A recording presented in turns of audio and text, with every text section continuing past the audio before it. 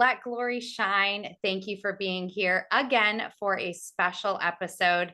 Y'all are in for a treat this week. I am so honored to have this person to come on my show. This is the first time that I've had the opportunity and the honor to interview somebody that has actually been in my cult, the cult that I escaped. And she has her own stories, her own experiences. But y'all, this is a huge deal for me and for her. She hasn't spoken publicly, so for her to agree to come on my show and to do it on my platform is more than an honor. So I can't wait for you to meet her. She's beautiful inside and out, and I'm just so grateful that she's here. So let's welcome Orpah Sindt. Hello. Hello. How are Hello. you? I'm so happy you're here. I am so happy to be here, and I'm so glad that we were able to reconnect and get this opportunity to do this. Yes, talk about reconnecting. It was absolutely amazing to get to see you when I was in Texas. I was in Texas a few weeks ago speaking for Surrender to Rise. It was an event that was happening in Dallas, and Orpha lives in Dallas. And so we got to connect while I was there. And then she came to the show, and I was like over the moon excited to get to hug you. And also I got to see a couple of other gals that were from the cult as well that showed up, and I'm just was so grateful to have you guys in the audience, but also to get to just hug you like regular humans. That was a really cool No, experience. isn't it crazy though? It's like looking back how much non-human connection we had growing up and actually being able to like comfortably hug each other without guilt of like who's gonna find out, right? Um, that in itself is so huge. As we didn't grow up huggers, right? I mean, especially in our family. I know some families are still, did, but not our family. And so that's so huge to just be able to like wrap your arms around someone and truly show how much appreciation and like love is there in the world, right? It's absolutely beautiful. And I grew up in a family that we didn't hug, we didn't kiss, we didn't say I love you, we didn't show affection in that way, because that was frowned upon. We weren't taught that, right? And so yes, now hugging, like I love to hug because touch is so healing in itself, right? Like it, and so to be able to hug people from my past or our past, yes, there's something Yeah. healing in just getting to do that. I felt like we were teenagers again, like around the last time we saw each other. It was like no time had passed, even though 20 plus years passed since we had seen each other. So it was really special. And you're absolutely right. It was very healing and therapeutic for me as well. Yeah. So So I want to dive in. I did share at the beginning of the episode that you were in the same cult that I was. How many years have you been out now? I have been out, I don't know the exact number of years, but it's been about 20 years since I've been out. Okay. Um, I would say like, so you know how when you go out, you still have that fear, right? I would say that stopped, like that fear of speaking out about what happened and just everything, right? Happened after my brother passed away about 3 years ago is when I was like, you know what, I'm done. I'm done being scared. I am done living in fear of talking about everything from childhood in our past. And so for the last 3 years, and that's around the time that I decided, you know what, I needed a change. And I moved down to Texas to start over, a fresh start, fresh state of mind, just everything for myself. That fresh start was what I needed to start over. And so what do you think was the deciding factor that made you, when I know that when your brother died, that was kind of what made you make the shift to move to Texas and to start being more vocal and not what we call fence sitting, right? And decided, no, the way we grew up was not okay. And you started owning that, what, we were in a cult. So, but what was the deciding factor? Like, what, other than your brother's death, what happened that made you say, I'm taking my life back and this is not okay the way we grew up? I had been in therapy for a number of years, and my daughter at the time would have been like six years old. And just a combination of that and internal family struggles, not agreeing with things that were happening within the family structure. Um, and then my brother's passing and everything surrounding his death um was the breaking straw. And I wanted to be able to look back at he was 42 when he passed. He had just like 6 months. He had only been 42 for about 6 months. He passed in December and he had turned 42 in May. And I wanted to be able to look back at my life when I was 42 and said, I have experienced all of this trauma, but I want to experience the good in life. Like I want to be able to look back and say, you know what? I am happy with the decisions I have made, the place I am in mentally, physically, financially, just everything. And I'm tired of living in that constant fear of, you made the decision to leave and therefore you're going to go to hell and your life is going to be just hell, right? I was tired of that. And after years of therapy and not wanting to raise my child with that same fear, because family trauma, generational trauma is truly a thing. I'm seeing that in my daughter. Um, I wanted to be able to break that. And so that was it was a whole conglomeration of things. But I wanted to be 42 and say, you know what? I have a kick-ass life. That's amazing. And that was your I'm taking my life back moment, right? And Yep. fear-based living will keep us stuck forever as long as we allow it to have the power to keep us stuck, because fear is a paralyzer. It will keep us paralyzed. It will keep us stuck. And so when you talked about like, no, I want to, when I get to be 42 years old, I want to be able to say something different than I can say today. And that was your moment. And I love how you stepped out of that fear and said, no, this is not going to own me any longer. I'm taking control of my life. And that's beautiful. And I'm so glad that you did, right? Like, I feel like you look lighter, you look happier, you look more joy filled. I know that I saw you in Texas, but we've been Facebook friends for a couple of years. And so I've watched you kind of grow into this person that you, as you've been taking your life back, and you just look more radiant, more vibrant, more alive. Yeah. Yeah.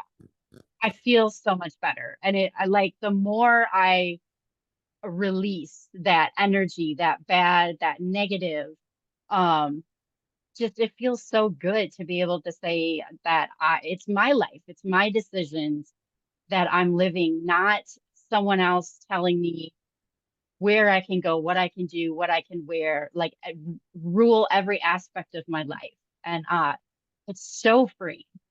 And Yeah. I wish that more people would do it. And they will in time, right? Time will heal that. But Yeah. yeah, it's huge. And there's also the truth that some people won't, and that's okay because we're not responsible for their journey. Both you and I still have family members that are still part of the cult, and I know how difficult that is, to have to live on both sides, right? We know the joy that comes from being able to live authentically us and get to make the decisions of what we believe and who we are and who we want to be and how we get to end the generational curses and all of those things. But we also understand we don't have the power to change somebody else's journey or to save somebody else from their journey. And for me, that was a really hard thing to swallow, because I was like, well, if my sister just knew how much we loved her, she would come home. right? Like, but Yep. Yep. that's not the truth. Or just saying, "God, these people are so dumb. Why can't they see it?" Right. But then you have to step back into their shoes and realize like you live in a box, right? And sometimes like it takes more strength to walk away and get out of that box than it does to stay in that comfort zone and in that box. And so, those of us that have broken out of that box and out of that bubble, like we are freaking strong as hell. Because we've done that journey, and I'm not saying the ones that are still there are not strong, right? Because it takes a lot of mental strength They to don't stay know in their that. strength. They don't know their strength Exactly. yet. There you go. Thank you. That's what I was trying to get to. Uh, I don't know. It's you wish for the best, Yeah. uh, but you can't change people. Yeah. You can't. And yeah, it does. It takes a lot of years of working on ourselves to come to that acceptance. Like, hey, just let it go. Yeah. Let them And be them. become the best versions of ourselves so that we're prepared if and when they do come out, that we're able to love them. We're able to show empathy. We're able to understand from whence they came, right? And so that we can support them, because you and I didn't have the support when we came out. We had to navigate it ourselves. And, you got to share a little bit of your story of how you had to navigate when you came out. And I've shared publicly a lot about my story of not having an identity, not knowing who I was, because my entire identity had been what the cult told me that I was, what cult man told me what I was, what I believed about myself because of the cult. And so reclaiming my identity over this last 14 years has been absolutely transformational, not only for me, but for how I see others that have experienced trauma or been in the cult or whatever, right? Like just had traumatic experiences and how they define us. So, how did the cult shape your sense of identity? I still struggle with that, I will admit. There are some days where I find myself slipping back into that mindset of, I was labeled a whore at the age of 13, right? Along with many other girls, even though I didn't know what that word meant till I was almost 16. Um, so I will say that it has made me a very strong person.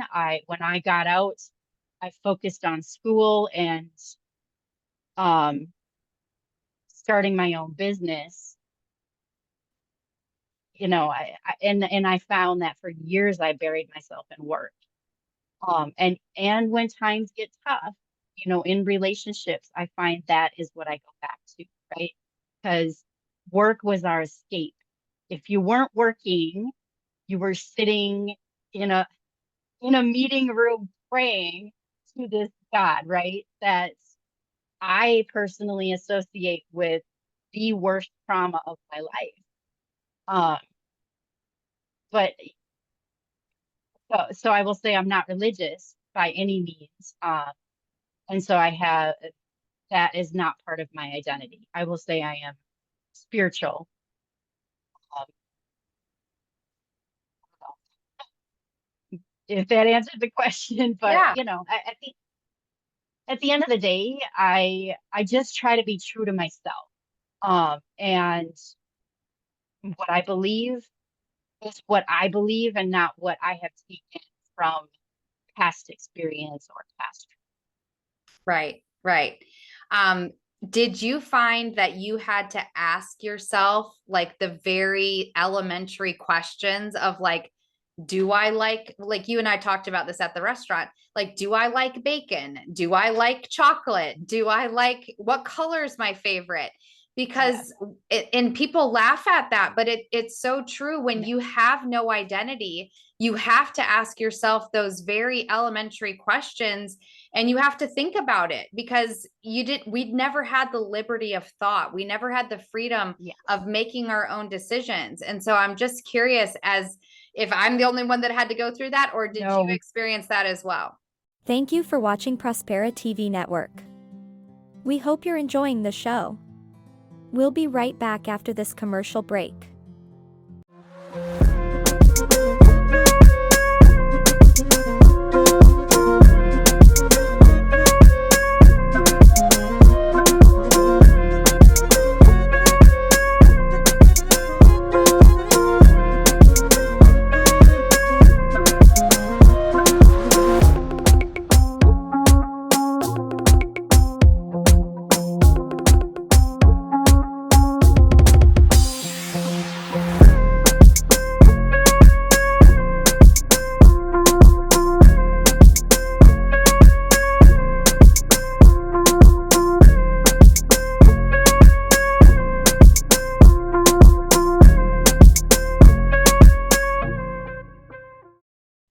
No, I think we all experience that to a certain level. For me, like when you talk about my favorite color, it always brings me back to my dad's favorite color was blue, right?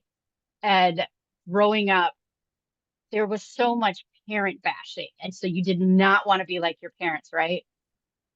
Secretly, I always liked the color blue, right? But I never wanted to admit that was my favorite color. And so now everything in my house is blue because I very openly say I love the color blue, as does my Oh, daughter, I you know, love that. Yeah. Yeah. because that's my identity. It has nothing to do with my dad, but that is the kind of trauma that you're walking away from is somebody is telling you don't be like your dad, like your parents, even though looking back, they raised 10 kids plus, right? We always had like 3 or 4 other kids living in our house with us. Um, and so my parents were very strong people.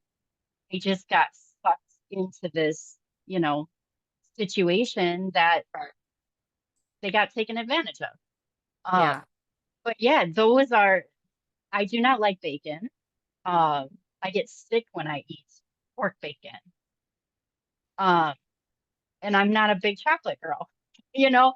Uh, But yeah, there are things that I'm like, is it because I don't like it, or is it because I was told for so many years, like, this is a heathen food, right? Like, It's don't touch it. forbidden. Yeah. It's forbidden. Forbidden. Yeah.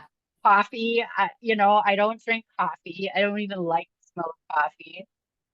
But part of that is because we just grew up without it. Right. Yeah. I'm the same way. Like, I don't drink coffee. I don't like chocolate. I don't eat pizza. I don't like pasta. And people are like, what? But I had to ask myself about all of those things. Like, do I not like it? Have I tried it? Have I given it a chance? Because if I Yep. don't like it, I don't like it. But I had to like literally ask myself those questions, and I had to try it to see if I really Yes. did like it. So, um, Yep. yeah, so let's shift a little bit, because you mentioned this a few minutes ago, and I wanted to make sure I didn't skip over it. Coping mechanisms, right? Work was very much a coping mechanism for myself as well, for the same reasons that you shared, right? That was a good thing to be part of when we were in the cult. When you were doing manual labor, at least you were busy doing something, and at least you were with other people, and you weren't sticking your nose to a pole, or you weren't Yes. or you weren't having to sit and play your accordion for 10 hours or whatever it was. So Yep. work was a good thing when we were at the compound. And so when I left work, I poured myself into my career as well, and I rose the ranks very quickly because I had a very strong work ethic, same as you, and it served me until it didn't, right? Yeah. Because it became a coping mechanism. I couldn't regulate relationships. I couldn't communicate Mhm. effectively. So I just kept working, right? I was like, well, at least I'll put food on the table, and I'll be able to pay my mortgage, and I'll be able to buy nice things, and it'll be enough. But then you realize it's not. It's not. So Yep. outside of working, were there other coping mechanisms that you had, when you first got out, or now? Um, I was a closet drinker until I found out I was pregnant with my daughter. And then now I drink very occasionally. But that was the other negative coping mechanism. Now I will say that I have a partner. I tend to, like, I want to spend more time with family, or, with my people. And before it was, I didn't want to be with people. I wanted, because one of my traumas was isolation. The year that I was overseas, I was essentially in isolation for a year. I was by myself. There was only one other person around, and that person essentially ignored me unless I was getting yelled at or beat.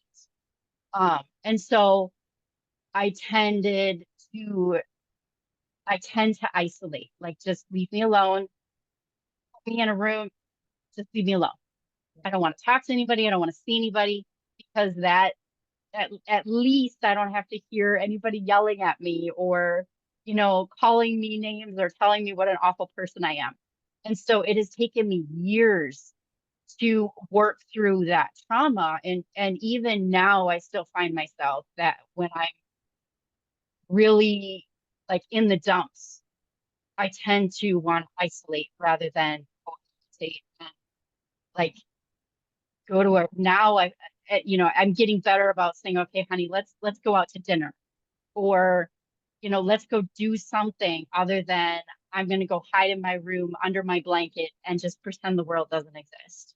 Yeah. Yeah, isolation and withdrawing, right? I think because we spent so much time isolated from the outside world, we were both adults when we got out. The outside world was a scary place, right? So one of my coping mechanisms is that I became extremely extroverted, but then I withdrew and kept everybody at arm's length. Right. Yeah. So Yeah. in my job, in with my friends, I was very extroverted, but then I would withdraw and I would just keep everybody at arm's length and make sure that nobody would get too close to my pain. Yeah. Nobody would get too close to my trauma, because if they got too close, then they started asking questions. I wasn't ready to talk. I wasn't ready to communicate. I wasn't ready to deal with that. So I would be loud and obnoxious and in your face and extroverted, but then I would isolate. So because I didn't want to get too close. So I relate to the need for isolation, because that's what we were so used to. And now it feels so freeing to not need to overcompensate by being anybody than I am, right? Like, there's a freedom in just being able to be, and not having to carry a facade, and not have to hide behind a mask, and just getting to be okay with who I am, who I'm becoming, and owning that. I wonder how that feels for you. Yeah. I think I would feel the same. I feel the same way. I will say that I'm not the extrovert, right? I used to be, until the age of 12, where that 1 year of isolation changed me into that more introverted person. Because I was pulled out of public school then, I was pulled away from friends, and then every time I would get close to somebody, I would be told that I needed to break up that relationship. And so, even now, like, I struggle building relationships because I'm always afraid that somebody or something is going to come in between us. So I've worked on many years. And being extroverted is just not me anymore. Yeah. I've grown that. Yeah. It's not that I even outgrew it, it's that it was taken away from me. And so I became someone else. Yeah. And we do, right? Just like trauma changes us to be somebody else, so does healing, right? Yeah. Healing allows our inner power to allow the space to become who we are, who we were meant to be, and to be able to own that, right? And to Yep. able to be in our own skin and be okay with that. And that was such an amazing evolution for me as well too, is as I began to like release the excess weight that I had put on when I was using it to protect me. Again, that was another protection, is I had put on a lot of weight after I escaped because I didn't want to let people too close to me, right? Like, and it was it was a protection bubble for me. So as I released that weight and started seeing myself and actually liking what the reflection was, right? That took me a really, really long time, because of all of the horrible, hurtful things that he had told me my whole life. You know, that I was worthless and I was defiled and I was a whore and I would never amount to anything. And everybody would always hurt me and beat me and all the things. Right. And so those were my identities. But when I started peeling them back and I started doing the work and really getting in touch with who I was, and I started seeing that reflection of like, no, I am beautiful and I am loved and I am loving and I am not those identities, and having the power to pull each one of those off and saying, no, I'm not claiming that. That is not mine. That was put on me by somebody else. And I release myself from that. That was such a powerful understanding for me. And being able to choose who you want to be, pick and choose, and not say blanket statements, right?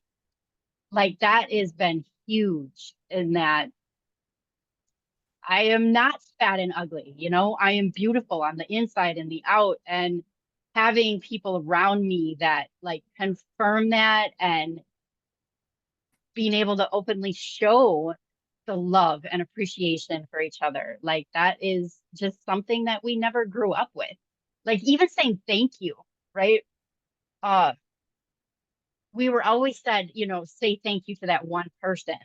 Right. But not show manners between each other. It was dog eat dog world.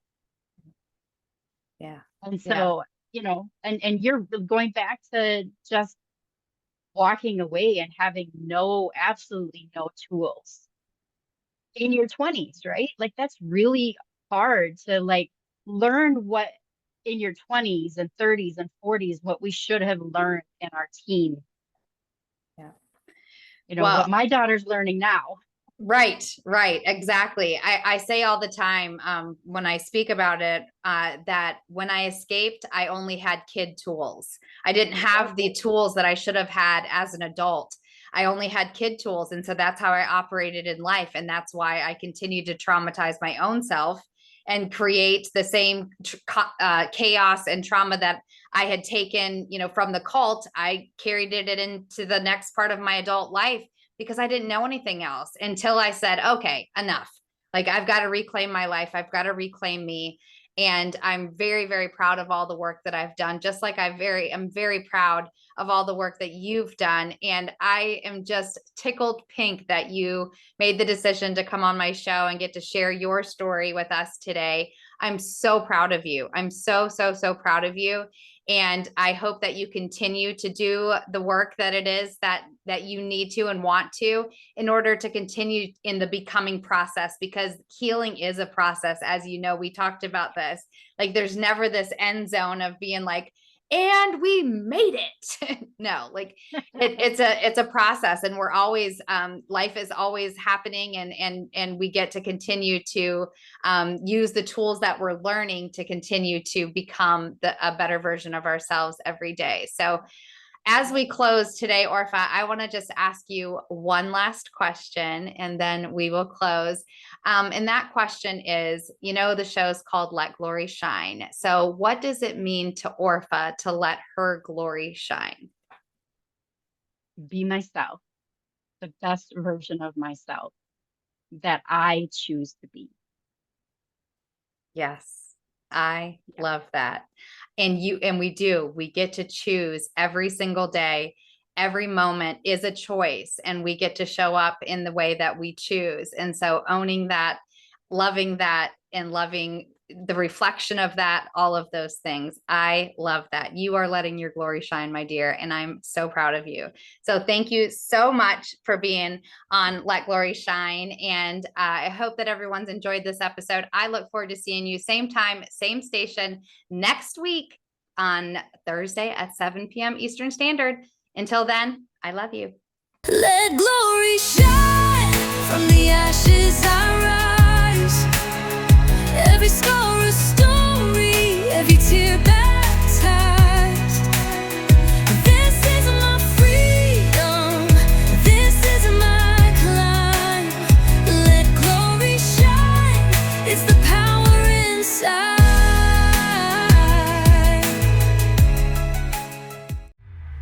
This is your prosperity era, where dreams align with grace, abundance flows like rivers. You've stepped into your place. Rise, reign, and remember, you were born to shine. Welcome to your moment, Prospera, it's time. We hope you enjoyed today's show on Prospera TV Network. Make it a point to visit us on YouTube and catch all your favorite shows anytime you want.